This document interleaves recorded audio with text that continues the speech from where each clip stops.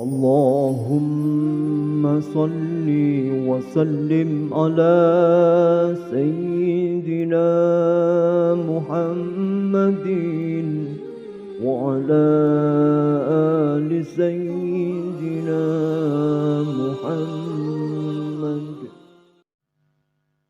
Bismillahirrahmanirrahim. Assalamualaikum warahmatullahi wabarakatuh. Alhamdulillah wa syukrulillah wa ni'matillah. Asyhadu an la ilaha illallah wahdahu la syarikalah wa asyhadu anna Muhammadan abduhu wa rasuluh, amma ba'du. Sahabat yang beriman yang dirahmati Allah Subhanahu wa taala, syukur alhamdulillah kita bisa berjumpa lagi di channel ini. Semoga kita selalu dalam keberkahan dan lindungan Allah Subhanahu wa taala. Amin ya rabbal alamin. Sebagai seorang muslim, kita tentu saja tahu bahwa sholat adalah kewajiban bagi seorang mukmin.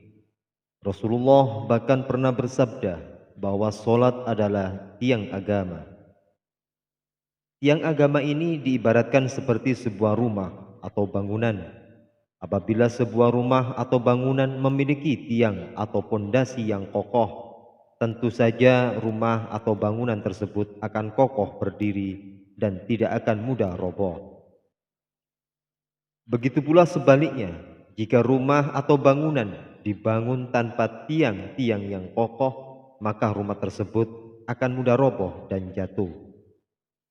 Karena hal inilah, sebagai seorang muslim yang baik, kita harus tahu bahwa sholat bukan sekedar kewajiban dalam beribadah saja, tetapi juga untuk meningkatkan keimanan kita sebagai muslim agar semakin dekat dengan Allah Subhanahu wa taala, sehingga tidak mudah tergoda untuk melakukan segala bentuk kemaksiatan yang dibenci oleh Allah Subhanahu wa taala.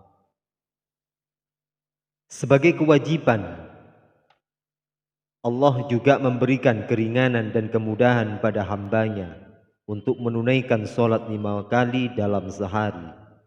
Jika seorang hamba dalam keadaan sakit tidak mampu berdiri, maka diperbolehkan untuk melaksanakan sholat dalam keadaan duduk atau bahkan tidur, sesuai dengan ketentuan yang telah diatur dalam ilmu fikih. Rasulullah Shallallahu Alaihi Wasallam pernah bersabda bahwa jika manusia mengetahui pahala yang didapat ketika melaksanakan sholat subuh dan asar, maka setiap manusia akan mendatangi dan melaksanakan kedua sholat tersebut. Meskipun mereka harus berangkat dari perkataan Rasul ini, dapat kita tarik kesimpulan bahwa Allah telah menyiapkan pahala dan imbalan yang begitu besar bagi hambanya yang mengerjakan sholat. Perlu kita ketahui bahwa sholat tidak hanya menjadi suatu kewajiban bagi seorang mukmin, akan tetapi bukti keimanan seseorang pada Allah.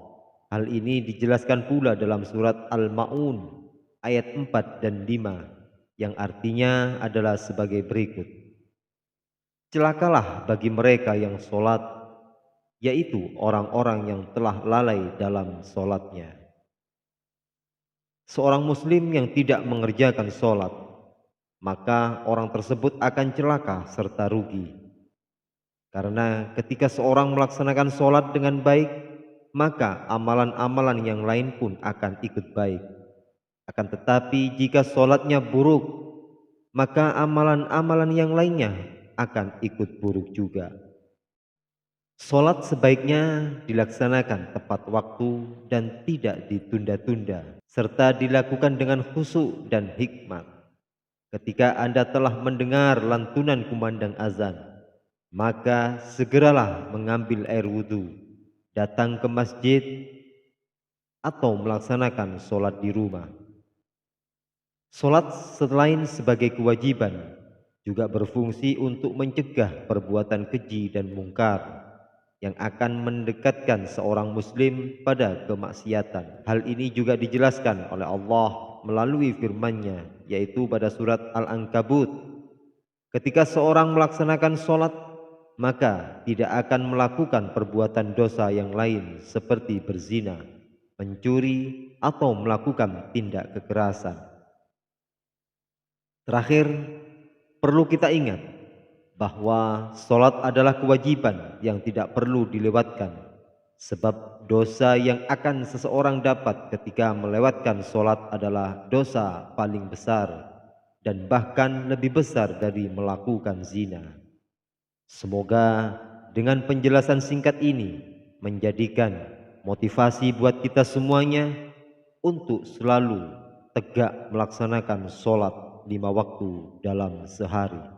Dan mudah-mudahan kita senantiasa diberikan kekuatan oleh Allah Subhanahu wa taala, kesehatan, sehingga kita giat terus untuk melaksanakan sholat dalam sehari.